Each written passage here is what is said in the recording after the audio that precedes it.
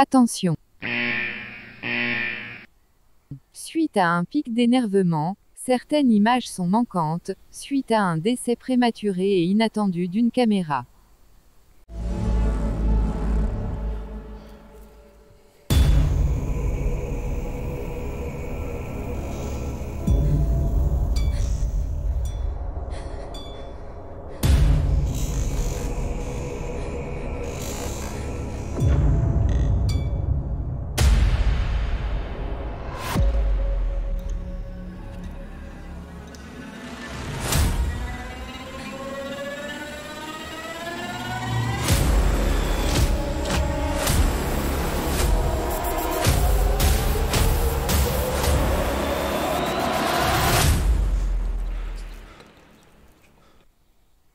Allez, bonjour à tous les amis, j'espère que vous allez bien, je suis content de vous retrouver pour une nouvelle vidéo. Donc vous l'avez vu, aujourd'hui on va parler de la boîte à vitesse et vous allez voir que le trafic nous a réservé encore beaucoup de mauvaises surprises. Mais je vous explique tout juste après.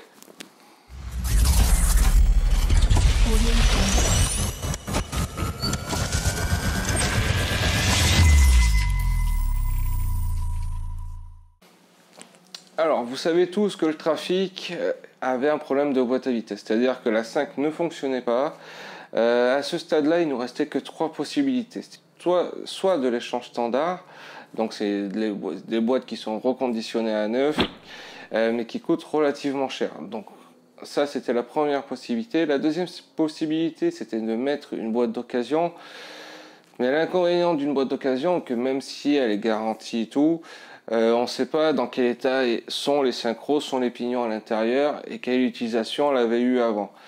Donc du coup, il restait plus que la troisième possibilité, c'est-à-dire de refaire la boîte à vitesse nous-mêmes. Donc à la base, on voulait prendre la première, donc on voulait pas se casser la tête. Et pour une fois de plus, c'est un véhicule que je me sers au quotidien. Donc pour gagner du temps et pour être tranquille, on voulait prendre l'échange standard. Malheureusement, c'est quand on a démonté le moteur du trafic, on a vu qu'il y avait plein de choses qui n'étaient pas prévues, qui étaient à remplacer, comme les turbos, les injecteurs, enfin bon, bref, la vidéo est juste au-dessus. Donc du coup, on a pris la possibilité de refaire la boîte à vitesse. Mauvaise idée. Et vous allez voir qu'on a connu énormément de galères. Après, on n'a vraiment pas eu de chance parce que ce qui nous est arrivé, je pense que c'est arrivé à très peu de personnes et c'est juste de la malchance, quoi. Donc je vous explique tout, détail par détail, pour que si vous voulez refaire une boîte à vitesse, de bien faire attention à ce qui nous a mis dedans et de ne pas faire les mêmes erreurs que nous. Donc du coup, allez, c'est parti, je vous dis tout de suite.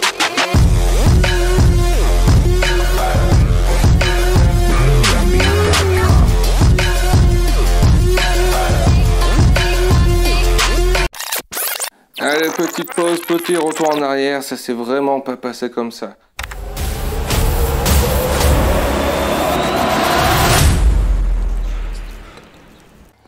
Allez, sans même avoir démonté une seule vis de la boîte à vitesse, on voit de suite que les mauvaises surprises sont déjà là. Donc là, les roulements du sélecteur sont complètement HS. Mais bon, on va pas s'arrêter là, on va commencer à démonter tous les périphériques de la boîte à vitesse, c'est-à-dire le capteur PMH, le capteur de marche arrière, sans oublier aussi le capteur de vitesse. Une fois qu'on a fini cette opération, on s'attaque au deuxième sélecteur vitesse. Donc on enlève la grosse goupille qui le maintient, parce que sinon ça va nous gêner quand on va vouloir séparer la boîte. Et maintenant on va commencer à redresser la boîte à vitesse pour pouvoir enlever toutes les vis du carter, pour pouvoir séparer les deux carters, pour voir les mauvaises surprises qui va se passer à l'intérieur. Donc du coup on décolle les carters entre eux et on découvre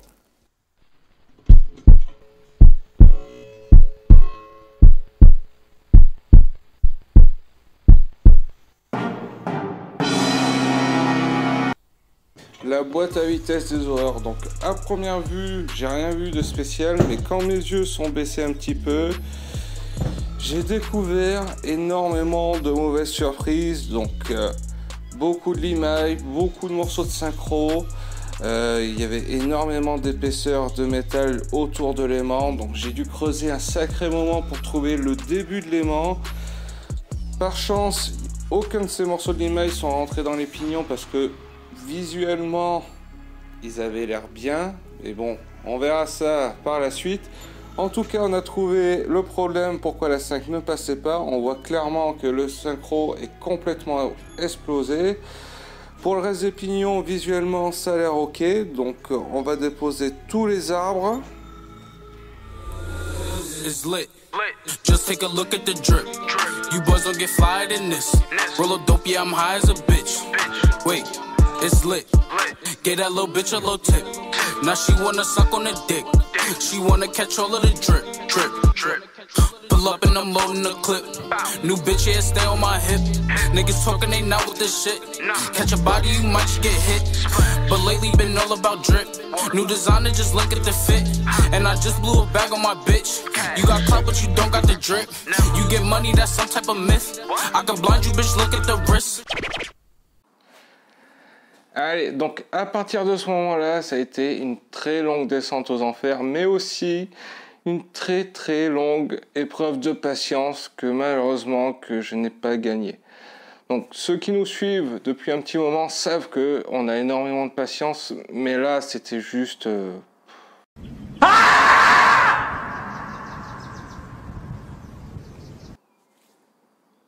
impossible.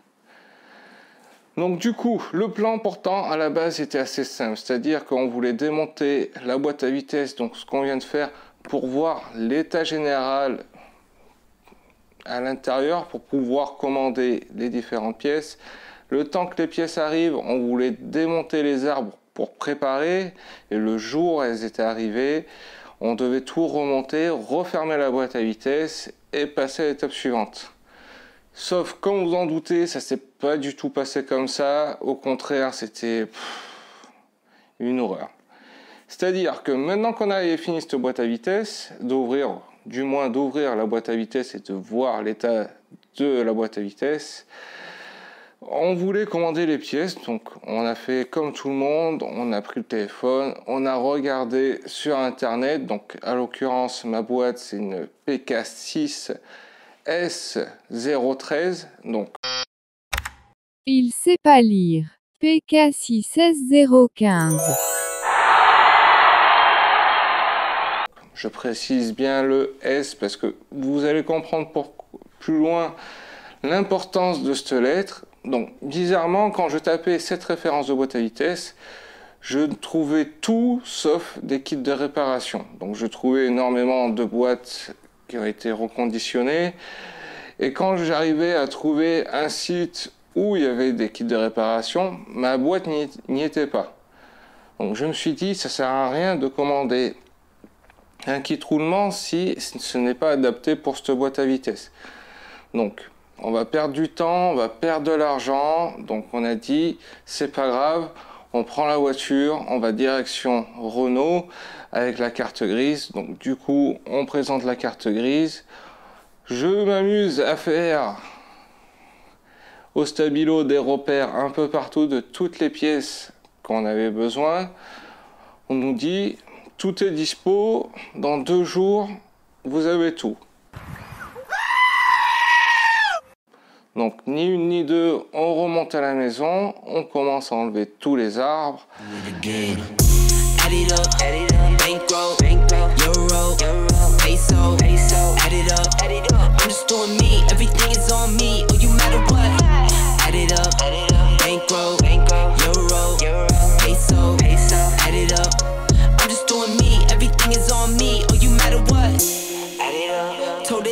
Me, everything is on me, gon' back it up.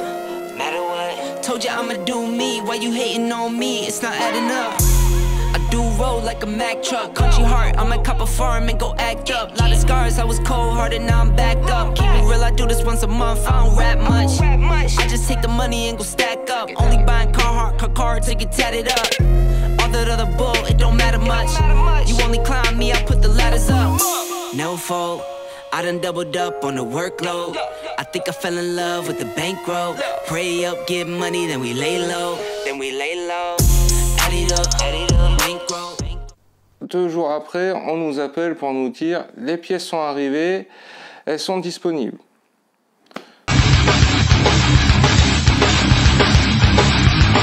De suite, on descend, on va chercher les roulements, on remonte tous les arbres. Donc,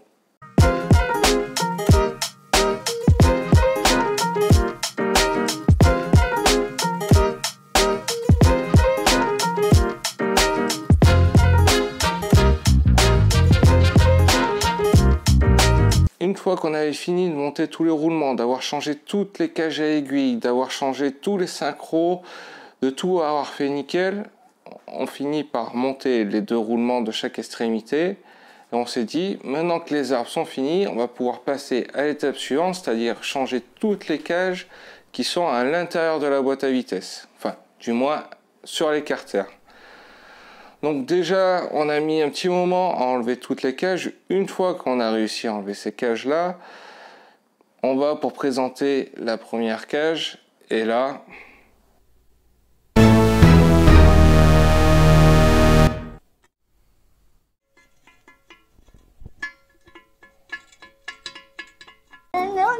No.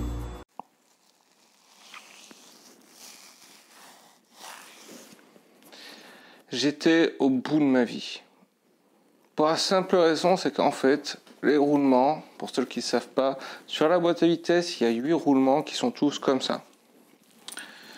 Donc, il y a cette partie-là, avec ce diamètre-là, qui vient se mettre à chaque extrémité de chaque arbre. Donc, là, il y a 3 arbres, plus le différentiel. Donc, en tout, il y a 8 roulements. Et il y a cette partie-là qui vient se mettre directement sur l'écarteur de la boîte à vitesse. Une fois que ces 2 parties sont montées, quand on assemble la boîte à vitesse, ça vient s'emboîter les uns contre les autres comme ça, et ça vient tourner. Donc du coup, c'était juste ça, sauf que le problème en fait, c'était ça. C'était que les cages à aiguilles, les 8 que j'avais enlevées, ne correspondait pas du tout au diamètre des nouvelles. Bien sûr, j'avais déjà remonté cette partie sur tous les arbres, donc du coup les roulements c'était pas les bons parce que les cages n'étaient pas les mêmes. Donc si ça a été monté, même si t'as pas monté ça, et bien tout ça c'est mort. Voilà. 1 hour later. 2 hours later. 3 hours later. Donc après m'être calmé et m'avoir fait à l'idée que tout le kit de roulement ne correspondait pas à la boîte à vitesse, autant dire que la motivation avait déjà très bien baissé et on a cherché longtemps, mais longtemps. Et en fait, on a trouvé l'explication à tout ça, c'est que cette boîte à vitesse avec ce code-là n'est pas la boîte à vitesse d'origine du Trafic.